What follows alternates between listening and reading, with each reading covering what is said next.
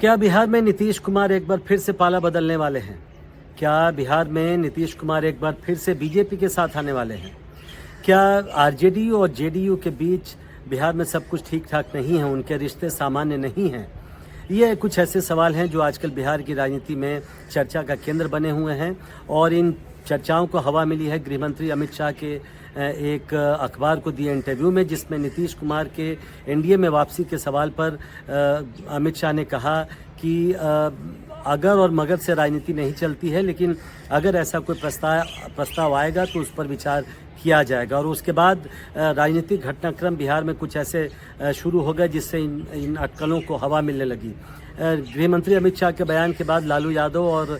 तेजस्वी यादव ने कल ही नीतीश कुमार से उनके आवास पर जाकर मुलाकात की और माना यह जाता है कि अमित शाह के बयान के बाद और अमित शाह के बयान को लेकर तीनों नेताओं के बीच चर्चा हुई है। कुछ ऐसे संकेत भी मिलने लगे पिछले कुछ एक महीने में, जिससे ऐसा लगने लगा कि कुछ बिहार की राजनीति में फिर बड़ा कुछ होने वाला है और नीतीश कुमार अपना पाला बदलने वाले हैं। सबसे पहला संकेत तब मिला जब ललन सिंह को जेडीयू के राष्ट्रीय अध्यक्ष पद से उनकी छुट्टी हो गई। उनको एक तरह से अपना पद छोड़ना पड़ा और हालांकि राष्ट्रीय कार्यकारिणी की बैठक में उन्होंने खुद से अपना पद छोड़ने की इच्छा जताई, लेकिन कहा यह जाता है कि आरजेडी से उनकी नज़दीकियां बढ़ने लगी थी और इसको लेकर नीतीश कुमार उनसे नाराज़ थे, लिहाजा उनका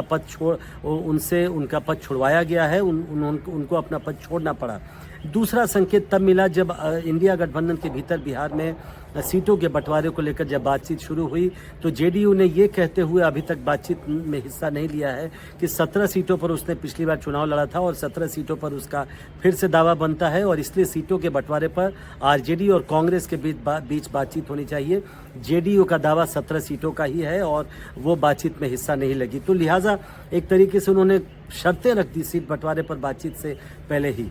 तीसरा बड़ा संकेत तब मिला जब नीतीश कुमार अपना एक अभियान चलाने वाले थे, अपनी एक यात्रा शुरू करने वाले थे झारखंड से जनवरी के पहले हफ्ता से, और वो मोदी सरकार के खिलाफ यात्रा थी। लेकिन 20 जनवरी हो चुका है, आज 20 जनवरी है और अब तक ये साफ नहीं है कि नीतीश कुमार अपनी ये यात्रा कब से निकालेंगे या वो यात्रा निकालेंगे भी या नहीं निकालेंगे। चौथा बड़ा संकेत तब मिला जब नीतीश कुमार ने संयोजक का पद ठुकरा दिया। इंडिया गठबंधन के संयोजक का पद वो लगातार उनकी पार्टी मांगती रही थी, लेकिन 13 दिसंबर को जब एक वर्चुअल बैठक हुई इंडिया गठबंधन के नेताओं की तो उन्होंने साफ साफ कह दिया कि वो इस पद के आकांक्षी नहीं है, वो इस पद को नहीं चाहते हैं। इसके अलावा ये भी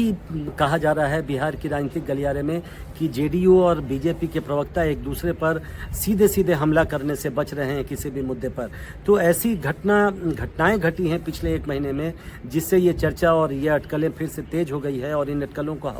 हवा मिली है कि नीतीश कुमार एक बार फिर से बीजेपी का दामन थामने वाले हैं, एक बार फिर से एनडीए के खेमे में वो आने वाले हैं। गृहमंत्री अमित शाह की बैठक के बाद जैसा मैंने कहा कि लालू यादव और तेजस्वी यादव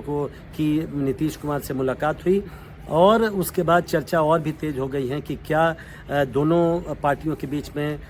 रिश्ता सामान्य है या नहीं है, या सब कुछ ठीक नहीं है, और क्या आने वाले कुछ दिनों में बिहार की राजनीति में एक बार फिर से कुछ बड़ा घटनाक्रम घटने वाला है और क्या नीतीश कुमार एक बार फिर से एनडीए के पाले में आने वाले हैं। तो इंतज़ार है आने वाले कुछ दिनों का, जिसमें ये साफ हो पाएगा कि क्या नीतीश कुमार इंडिया गठबंधन में ही बने रहेंगे या फिर से वो एनडीए के साथ आने वाले हैं। नई दिल्ली से प्रशांत, एनडीटीवी इंडिया।